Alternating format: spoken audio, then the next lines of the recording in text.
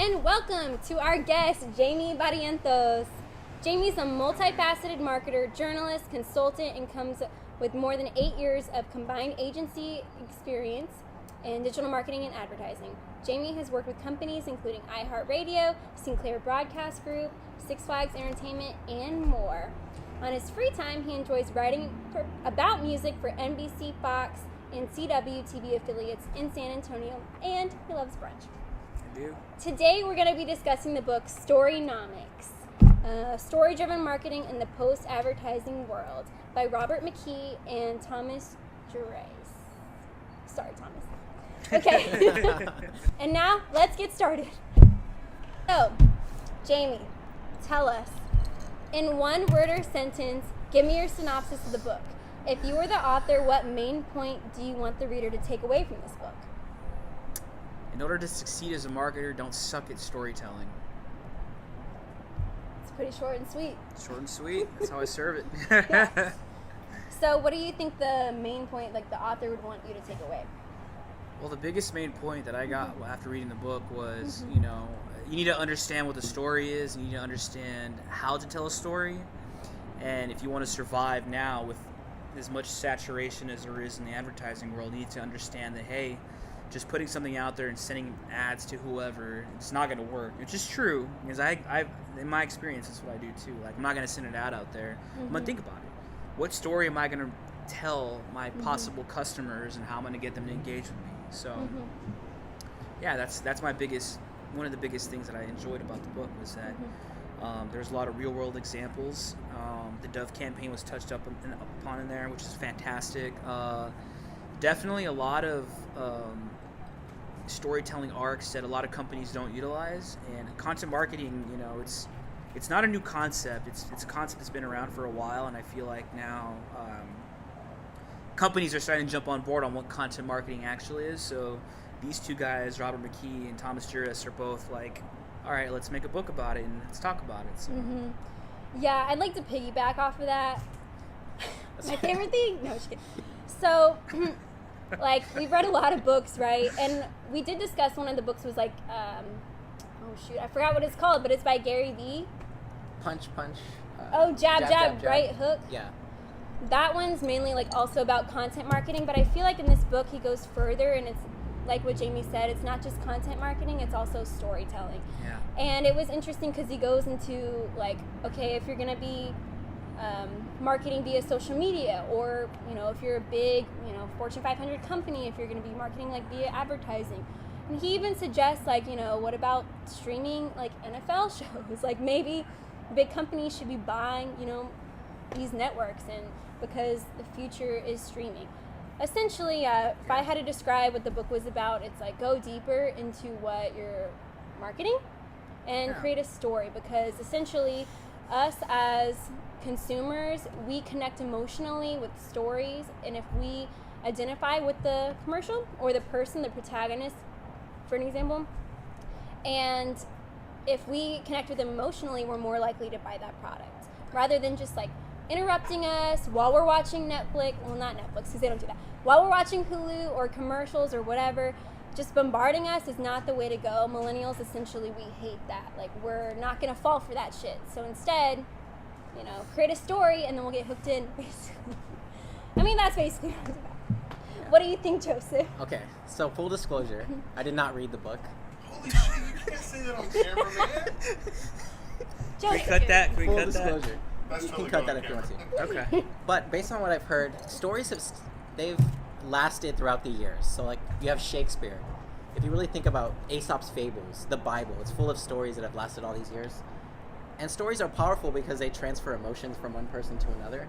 So I think good marketing would not be like, I remember when I was starting in the life insurance business, they told us to talk about the company. Our company's been around for 200 years, and we're so good at life insurance. That doesn't connect with anybody. No one really cares. You're just wasting their time. A more powerful story would be telling a story about how you help someone who actually needed life insurance and needed that help, and how it really helped their family when they passed away. So I remember I heard a story once about an advisor who, he was at the funeral of one of his clients, and he had been very persistent in selling a life insurance policy to that client. And the family actually came to him later during the funeral, and they told him, thank you for being so persistent in getting the life insurance, because we don't know what we would have done without it. So versus just saying we're so great, doing what everyone else does, if you tell a story, you're transferring emotions to people, and your message gets across a lot clearer, and you're really connecting with others. Well, I can tell you as a Gen Xer, a guy who remembers commercials, when do you know when to go to the bathroom anymore? I mean, I kind of like commercials. Mm-hmm. Don't sell me, though. I mean, tell me a good story. I get that. So tell me a story, but at the same time, I like to know when I can go to the kitchen, grab another beer, and go to the bathroom. So, Yeah. But I'm not a millennial. So what do you do when you watch Netflix? Pause. I pause. Exactly. But when you watch, like, even YouTube TV now, right? Yeah. You have to watch There's commercials. Yeah. So you have They to. force you. Yeah, you just have to. Even on Facebook now, like in the middle of a video, all of a sudden ad, and I'm like, well, I'm not gonna wait a whole minute and a half. Like I'll skip it. Yeah. That's just Find another video, right? Just move exactly. on. So it's so great that Joseph didn't even read the book, but he basically completely understood nailed what it's it. about. He nailed genius. it. I'm a genius. It literally says in this. It literally says in this book, like for companies, like not to talk about how great you are. Don't brag about yourself because we don't care, and that's exactly what he just said. Good job. Thank you. Okay, Lucky. moving forward. Tell us what you liked best about the book and what you disliked about the book. Jamie? I really did enjoy how it took an actionable approach on telling you how to tell a story step by step. A lot of it is what I resonate with when I'm writing a story. You know, the biggest things are you connect with two things: pain and pleasure, which I agree with. You know, when I take approaches to writing stories for TV stations, I think the same way. I'm writing about, you know, I'm like, hey, what did I see, or what did I hear, or what did I taste? To me, that's pleasure. Or if I see pain, if I see someone going through something, or, you know, I write about it. That's, you know. So it's, as a marketer, a lot of marketers don't know how to tell a story, and some marketers do. I did like that it took the actionable approach of telling you how to write a story, how to tell a story, what steps you need to take. For a lot of marketers or novices don't understand that, because, you know, you could tell someone to write copy and they don't know they can barely write copy, or, you know. But yeah, and what I didn't like about the book was how little real world examples there were in there, and towards the end they kind of give you like, okay, so this is how you should apply it to your marketing, and it's literally like 5 pages of actionable work. And to me it felt like that was a plug to, I don't know if they're connected to these brands or what, but that's one of the biggest things that I didn't like about the book was, all right, here's how to apply it to your marketing program and your marketing plan. Oh, yep, only 5 pages. So, as a marketer myself, I can see through the BS of, you know, that rush to get the actual why I'm reading this damn book, you know, which was that, how to storify your marketing. So, that was one thing I didn't like about the book. So. Good to know. Thank you, Jamie. Yeah. I really liked like how it went back into the history of the book, of like marketing in general. He goes on to talk about at the beginning how this came up with advertisements was actually originating from newspapers, and how newspapers were a subscription model where you'd have to spend like, you know, X amount of dollars a month to get your newspapers. But what was happening was that like they were getting less and less people to subscribe. So because of that, they were kind of forced into like paying for advertisers to be on the newspaper and disrupting the content. But originally the newspapers like didn't want to do that, but they eventually had no choice. So I really liked how it went into that history, and how basically now it says like in the future, what did it say? Everything is going to be on like an app. The future of TV is apps. That's what they say in the conclusion. So it's like interesting how we go from like historical to not. I do also agree with Jamie. I do like how they had like the steps. They have 8 steps of what it takes to be in a good, I guess you could say, advertisement or good content marketing. Good story. Yeah, there's 8 stages. I thought it was a little confusing because it was like stages and then steps, and then it was like all getting mixed in together, so I didn't like that part. But in general, I really enjoyed this book. Okay, Joseph, what do you think from what we've said so far? Wow. I'm sorry. Wow. So, what I think, it's really hard to say. I haven't read the book, so it's hard to say what I really liked about it or what I disliked. I won't even say what I disliked because that would be unfair to the people who wrote the book.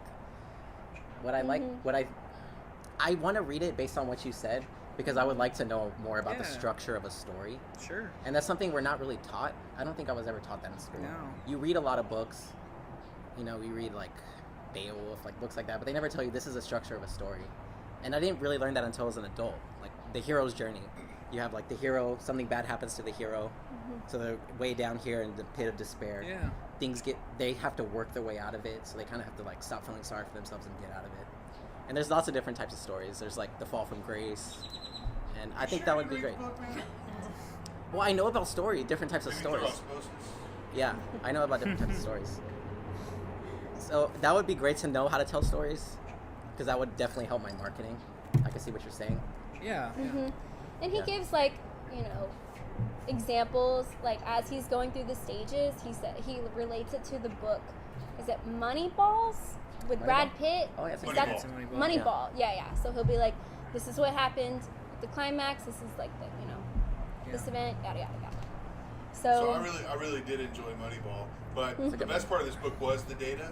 I like the fact that he talks about, you know, how much we're spending on marketing, and he gave the example of NBC buying the rights to the Olympics. And if Coca-Cola would have done the same thing, they'd have spent a fraction of their budget, but they would have been able to have their stuff in front of people telling stories the entire time without actually having to say what Coke was. I mean, Coke is kind of the old school, old guard when it comes to marketing. You know, we're a great product. We're everywhere in the world. You know, we're 40% of the market. You should love us, right? But and then you hear about Netflix spending $9 billion, but it's only still a small fraction of GE's marketing budget, right? So everybody thinks Netflix is crazy, but it sounds like the future is content, right? Making content. So it's one thing to be a distributor, and I think that's what we're seeing with the streaming video. I think that's why Apple's getting involved now. It's one thing to be able to distribute content, but it's another thing to be able to create content. And it's in the creation of the content or telling the story that's really going to make this the next way. So how do I sell you without selling you so you don't just call bullshit on my message, right? The part I didn't like about the book, this story was not a good story at all, right? It read more like a textbook. I mean, he went from examples and he used things, but it was incredibly dry. So a book about stories, you think there would be more stories, but there weren't. There were just examples, but no story itself. I do like Moneyball. I think it's a great movie. I think everybody should try that out. But my God, man, come up with your own story to take us through. That's a great point. And I see, like, I'm a little iffy on that because, as I've said before, I really like the textbook structure, but that's just me. I'm a nerd. I think what people don't, the intended audience of this book is someone not like you or you. It's people that are buying this book are marketers that are in the field or in an agency or just trying to learn how to, like, you know, how can I enhance my skill set. So as he touches upon in the book, your audience, right? So me, I've read Moby Dick, but I'm not going to go out and read it again based off of my own, like, okay, cool. I'm not going to read Moby Dick to learn how to fish, right? Yeah. People that read this book are going to read this book to learn a skill from this book. And it's got the skills in there to teach somebody, a skill on marketing, you know. Yeah. So people that that look at the book from the outside in, it's going to look completely foreign. Yeah. Right? Like you mentioned, you want to up your game in marketing, and this is one step. It's one little step. Yeah, that would help. For me, like I'm seeing this through like a third lens because I've built campaigns, I've built content marketing plans, I've built marketing strategies. So for me, it's like, all right, let me look at this one lens right here and see how I can refine a little bit. So for me, that's why I was kind of taken aback and like, okay, well, you know, hey, I get what he's saying, and I do content marketing the same way because I'm a writer myself. I'm a journalist. So, yeah, I mean, as far as learning a lot of skill from this book, yeah, I think more than half of marketers don't know how to tell a story. So I think this book has value because you're going to learn how to write. You're going to learn how to tell a story. You're going to learn how to put that into your marketing, and you're not going to just launch campaigns without an overall arcing message and a story. Yeah. And a lot of companies fail because they just blast out. They do these a lot of short campaigns, and that's one thing that I agreed with too. Is it's true. A lot of companies that I've worked with and that I've helped, they just launch campaigns for no reason. Like, we're gonna do a month campaign, and we're just gonna try to generate 20 leads this month. Yeah. But it goes deeper than that because a lot of these companies and big corporations, they see a little uptick in results and they want to replicate that. So executives on the C-suite level are like, well, why go back and fix it if it's already working? Instead of, how can we further drive our message and impact and get more leads through a story? So that's what he meant by stop and step campaigns, like step and which stop. he does mention, like he does give steps as well in the book on how to present that argument to your employer. Like, how can we revamp our marketing and use storytelling in that process. He literally gives you like, okay, maybe approach it this way or whatever. So, good point, Jamie. Awesome. Okay. So they're, never mind. Go ahead. So they're kind of thinking short term. Would you say that they're kind of? Not always, Or they're because just- the end goal at the end of every quarter for any company, all companies think in quarters, whether you're an agency or you're a large corporation or you're a small business or you're building your business as a startup. You got to think of your company in quarters. Yeah. All right, how did I do this quarter, and how can I improve next quarter? Because at the end of the day, those results are going to matter. It doesn't matter if 1 month you make 100 sales, and then month number 2 you make 150 sales, and then month 3 you're making 120 sales. You obviously took a decrease. Companies and senior leadership and C-suite leadership are going to look at this in quarters. All right, well, in quarter 1 2018 I smashed the books, and then Q1 2019 I'm not coming in with my revenue and I'm not beating my margin. So that's the whole point of this, is that you have to tell a story with your marketing so that way you drive sales and impacts. It keeps makes growing sense. and growing. Exactly. Okay. That makes sense. Thank you for that, Jamie. Yeah. Okay, last question. Yeah. What is something that you learned from this book that you didn't know before? And give me an example of how you're going to apply this to your real life. Well, I mean, my previous point is, I agree with his view on storytelling and marketing. A lot of it is disposable. A lot of campaigns are disposable. A lot of agencies, they want to help companies, like short term. And I think that's some agencies, not all. And that I think arc story-driven marketing campaigns work. Like how they talked about the Unilever brand, or how the lottery brand, and how the whole focal point of that ad was you had to wait to the very end to see the end result, which is she knew that she didn't win the lottery, but she was bringing her whole family together to build off that ruse. And you know what I'm saying? That woman, She didn't know. of course she did. You think she knew? That's the whole point of the ad. But it's easy to identify your buyer personas when you do stories, because, hey, you know what? Maybe this 45-year-old gentleman who was not our ideal target audience at the start, is, after we put these stories out, because it's resonating more with this audience. Or you don't look at it as a generational gap. Like, hey, we're not going to approach our marketing campaigns or stories like, oh, we're gonna market to millennials or Gen Xers or Gen Z. It's more about how do we tell a story that impacts everybody, and that's one key takeaway of that campaign was there was multi-generational marketing going on in that ad. From the grandson who was just like, oh, grandma's being crazy, to the son that was obviously another generation was like, oh, well, just keep like stringing it along, and the mother, the grandma, who obviously was the patriarch of the whole campaign, and at the forefront of the ad at the very end, you're like, wow, like this whole time.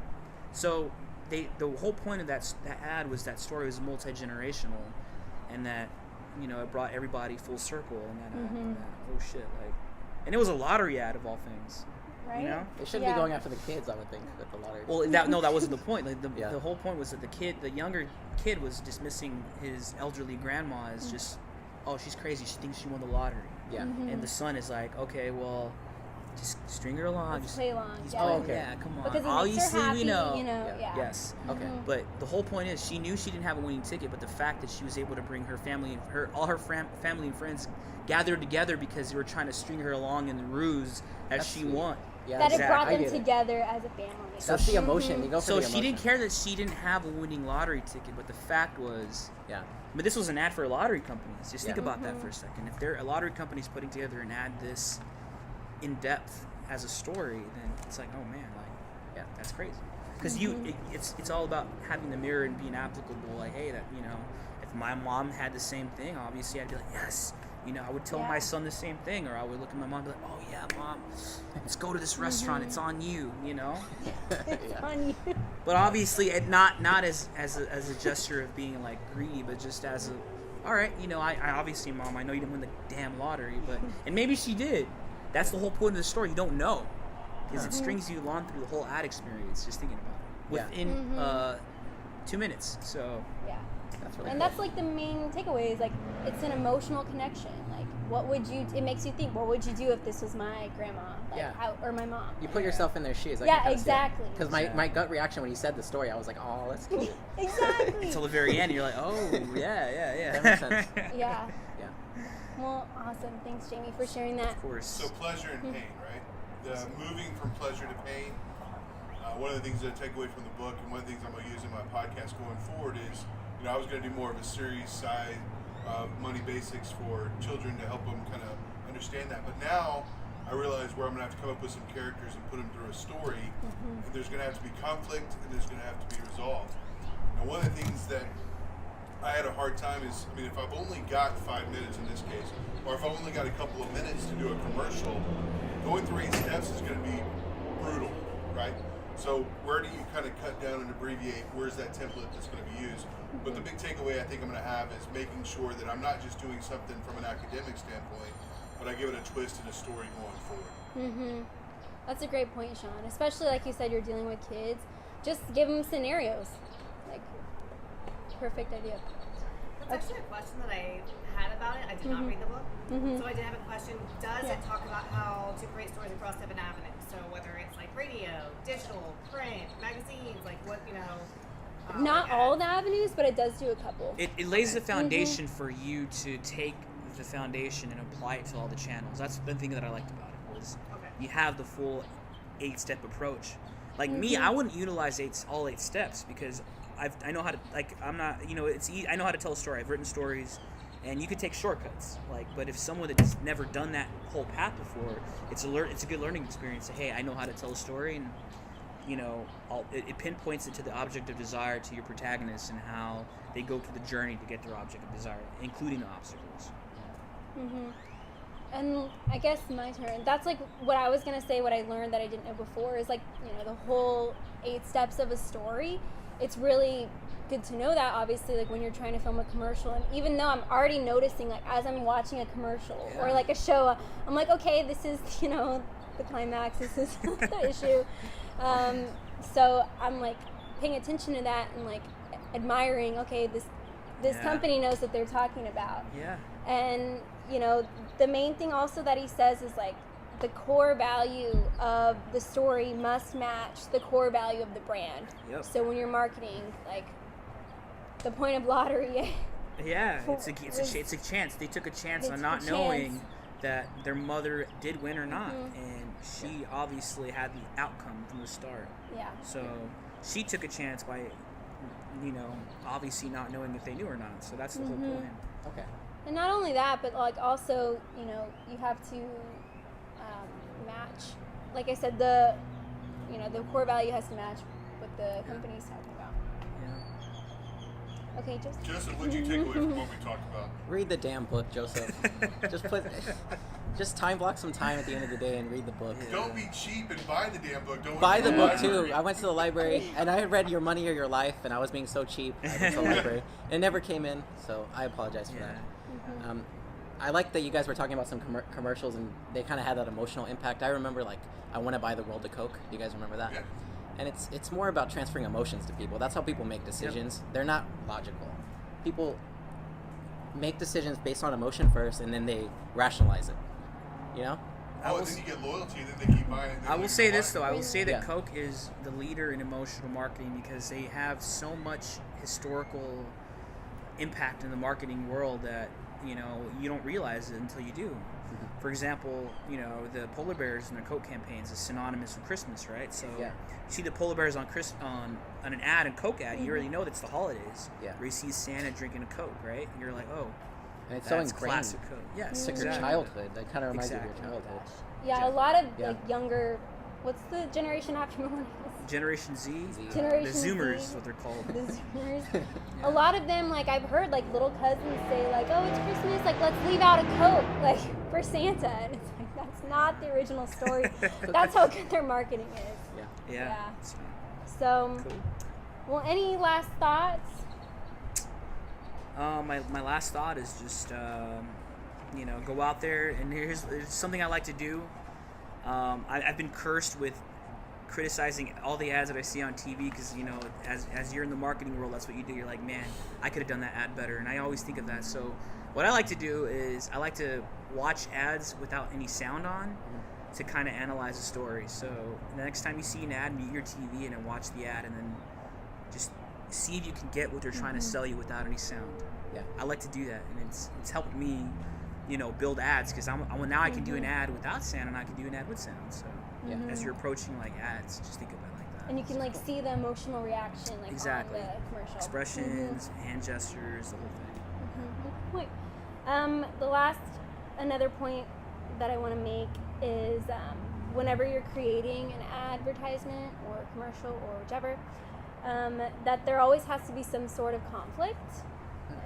If the commercial is all positive, yes, win, it gets boring and people lose their appeal to watch it. So Sounded like just a last note When you said that. that I'm sure the author would want you to know. So think about the most interesting people you know. They can usually tell the best stories, right? The people that you want to hang out with, they always have the latest joke. They always have a story. It tends to be people that you want to gravitate to because you're never bored. It's not people looking around or asking about the weather. It's not a boring conversation. I think any message, whether it's a personal message or a phone message or trying to get your attention on TV or streaming media, it all comes back to stories. We sat around fires, not for forever, telling each other stories. That's never changed. So our connection to each other, even though we're in a world where we're less physically around each other, is still about telling stories. Which is weird because millennials don't call anybody. You don't talk to anybody. Well, they have like Instagram That is not stories. true. You have Snapchat. That is true. Snapchat stories. No, they're It's not a social story. media stories. Next time we're filming our Snapchat stories, we'll have to make it a whole commercial. Just kidding. Okay, well, thank you everybody for joining us today. Thank you to our special guest, Jamie Barrientos. Thanks for having me out here. Yeah. Of course, you can find more about Jamie on LinkedIn at Jamie Barrientos, his muck rack on muckrack.com/Jamie-Barrientos, his website, jamiebarrientos.com. Just Google that and you'll be good. Please Google me. And you can find more about the book and Robert on Twitter, Facebook, and YouTube. And yeah, don't forget, hustle beats talent when talent doesn't hustle. Thank you. Bye.